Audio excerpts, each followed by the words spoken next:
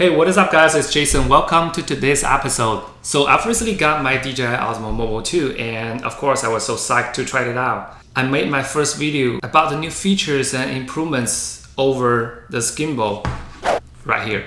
But while I was testing, I got a little confused on different modes that this gimbal operates in, especially after I primarily used Zhiyun Smooth Q for quite a while. And after some research, I think I figured out the different modes on this gimbal and the difference between this and the Zhiyun Smooth Q from that perspective. So just a little spoiler alert, I think Zhiyun Smooth Q has more modes than this, hence more camera movement possibilities. So in this video, we're gonna walk through different modes of this gimbal and the difference between this and the Zhiyun Smooth Q.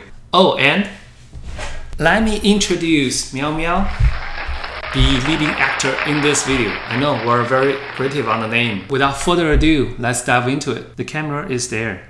So first, let me separate two very important concepts here. And I think this is where a lot of people got confused. So on their user manual, they mentioned gimbal modes and operation modes. To me, gimbal modes more refers to how your smartphone reacts to your gimbal movement. For example, if you tilt your gimbal, does your camera stay still or tilt with it? On the other hand, the operation modes more refers to how you hold your gimbal. Like, do you hold it vertically or do you hold it horizontally?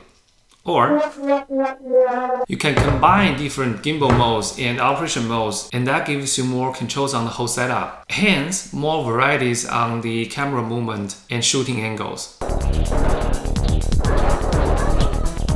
So, are you ready? Let's talk about gimbal modes. DJI Osmo Mobile 2 comes with two modes, free mode and follow mode. In free mode, your phone stays still regardless of the handle movement. Now this is helpful if the subject you're shooting is still and you are moving towards or away from it. And meanwhile, you want to keep the shot steady and keep your subject in the center of the frame. And the other mode is follow mode. In this mode, your camera reacts to your gimbal movement. So if you tilt it, your camera will tilt with it. And if you pan, your camera pan with it. Normally you want to shoot in this mode if your subject is moving in whichever directions, and you just try to follow it and try to keep it in the frame. And how you switch between these modes are super easy. So the default mode after power up is the follow mode. And the power button on Osmo 2 also serves as a mode button. So one tap on the mode button will change from one mode to the other one. So now we're in free mode. And one more tap will change it back to follow mode. Now comparing to the Zhiyun Smooth Q, Osmo 2 is missing one mode I think is very important. It's the pan following mode. Now in this mode, the phone stays still when the handle tilts, but moves along when the handle pans. So I want to keep the person in the center, but I want the camera view pan around to show the scenic background. At the same time, I want to keep the camera straight ahead, so no movement vertically, even though I may be walking on uneven surfaces like rocks or even I'm walking on uphills. You can sort of do that with follow mode, but you have to keep your arm angle the same all the time, and that's not easy when you walk on the hills. Just a quick note, if you double tap the mode button quickly, it'll put your phone back in the center position like this. And if you tap the mode button for 3 times in a row, it'll switch the camera between front and back like this.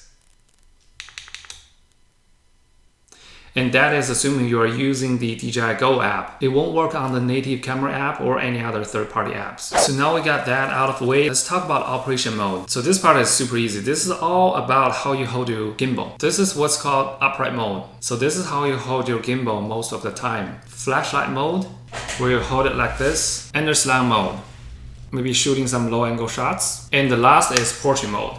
I think it's cool now that the gimbal can recognize you hold it in different positions and it'll just adjust it. But the portrait mode is kind of stupid. Like, I don't know about you, but my arm is not designed to hold it like this for a longer period of time. If you want a portrait mode, or if you want to shoot videos for Facebook or whatever, you can just unlock this button. Basically, you just mount it vertically. And this is how you shoot your portrait mode. Alright guys, clear as mud? Don't worry, me too. I'll write different modes down below in the description so you don't have to watch a video all over again. And leave a comment below if you have any questions on this gimbal. Thumbs up if you like it. And don't forget to subscribe my channel. I'll see you guys next time.